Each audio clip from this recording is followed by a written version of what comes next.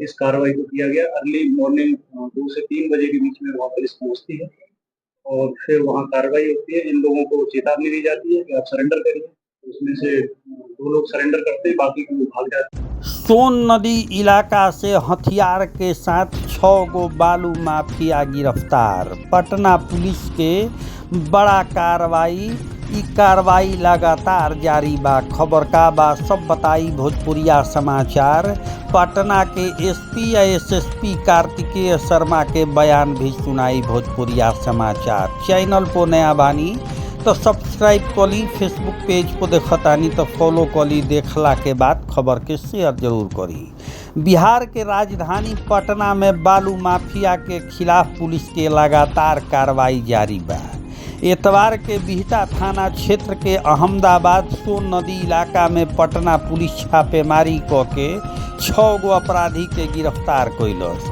इनका भीरी से एगो ऑटोमेटिक राइफल, एगो देसी पिस्टल, 49 गो जिंदा कारतूस, 5 मोबाइल फोन बरामद कैलस। हथियार के बल पर अपराधी अवैध बालू खनन आ रंगदारी वसूल करत रहलन।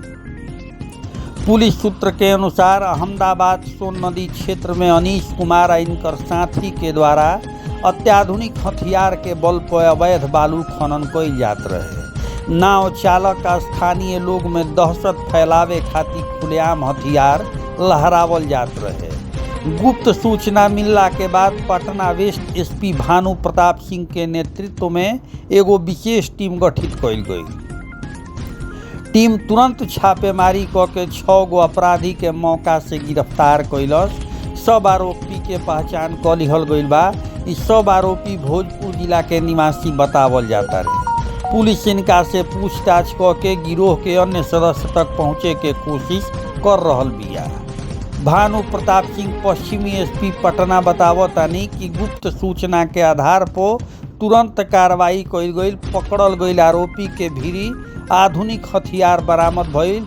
ऐसे साफ जाहिर होता कि गिरोह सुनियोजित तरीका से काम करत रहे। बता दी कि यही इलाका में 24 अगस्त के भी पुलिस छापेमारी कैले रहे। एह दौरान AK-47 सहित कई गो हथियार बरामद रहे। 4 गो अपराधी के गिरफ्तार भइल रहे। लगातार हो रहल कार्रवाई से स्पष्ट बा कि बालू माफिया सोन नदी क्षेत्र के आपन गढ़ बना चुकल बाड़े।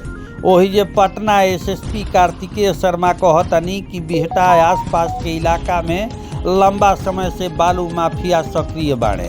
हाल के दिन में लगातार हो रहल पुलिस कार्रवाई से इस तरह के घटना में कमी आइल बा। माफिया के हौसला पस्त हो रहल बा।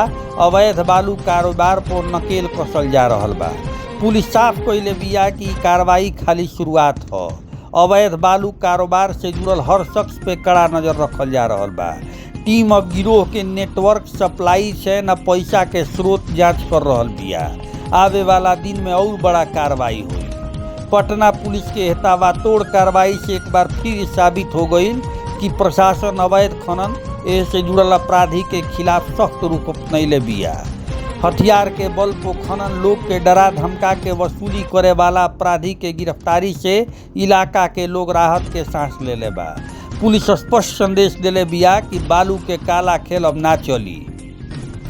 ऐसन अपराधी के कौनो भी हाल में ना बख्शल जाई। तो एह तरीका से बालू के काला कारोबार पे पुलिस के बुलडोजर कहल जाओ तो कम ना होई चलल बटुए। मामला पे पटना के एसपी या एसएसपी का कहतरे बयान सुनी या शेयर करी। कमेंट में अपन राय दी। धन्यवाद।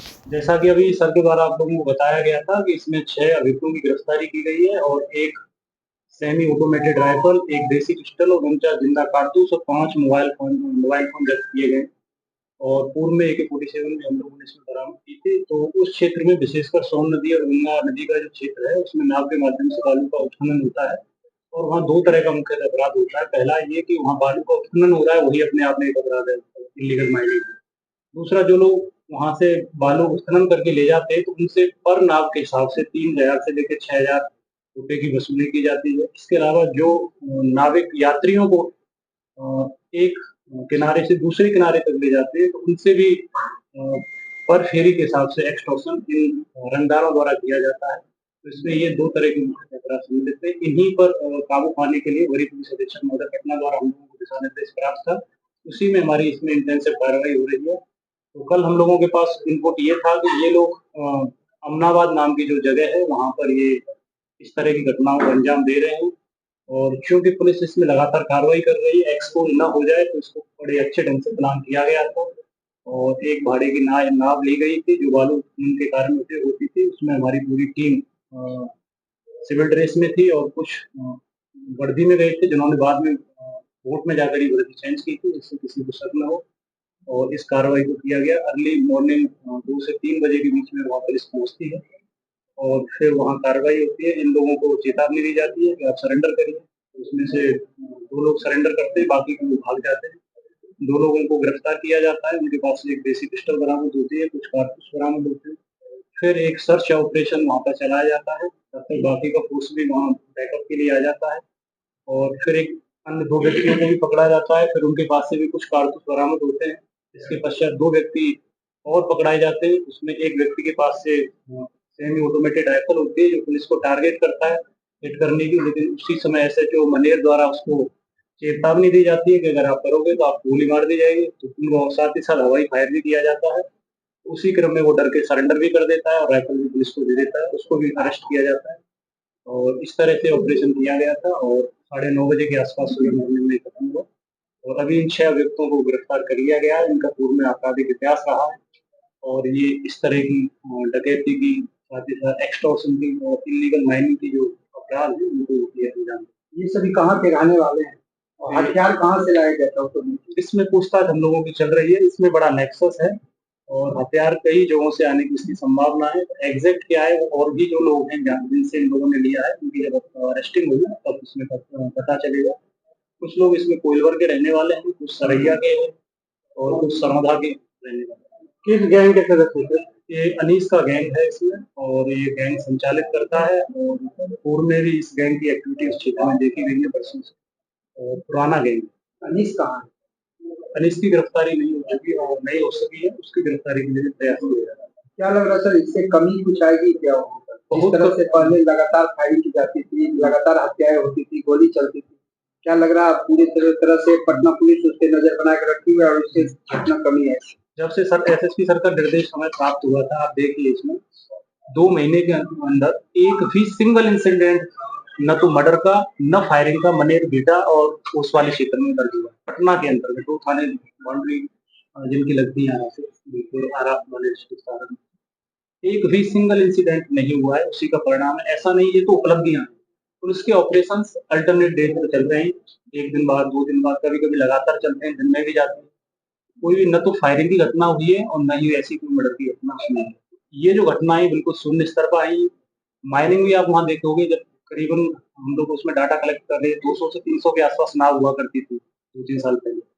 अभी उनकी संख्या जब 2 महीने पहले तक 60 से 70 के आसपास थी, अभी जाकर देखिएगा 40-50 पे आई। ये नहीं कह रहे हैं कि इलीगल माइनिंग शून्य स्तर पर पहुंच गई है, वो नहीं हम दावा कर रहे हैं, लेकिन बहुत कम है ये माइनिंग में भी और अपराध की घटनाएं शून्य। लगातार अपराधी भोजपुर और छपरा की गिरफ्तार किए जा रहे हैं। क्या भोजपुर पुलिस या छपरा पुलिस सहयोग नहीं लिया जा रहा है? नहीं लिया जा रहा है, इसमें एसटीएफ का भी सहयोग होता है, वो पुलिस की कार्रवाई कर रही है उनके द्वारा भी और एक्साइज की टीम भी बीच-बीच में आती है, उनके द्वारा भी। और कि जो सोन नदी का क्षेत्र है, वहाँ पे अवैध बालू उत्खनन को लेकर काफ़ी क्रिमिनल एक्टिविटीज़ होती हैं और पूर्व के कई सालों में देखा गया है कि वहाँ अक्सर गोलीबारी होती है वर्चस्व की लड़ाई को लेकर और बालू के कारोबार पे कब्जा को लेकर कई हथियारों का इस्तेमाल भी किया जाता है।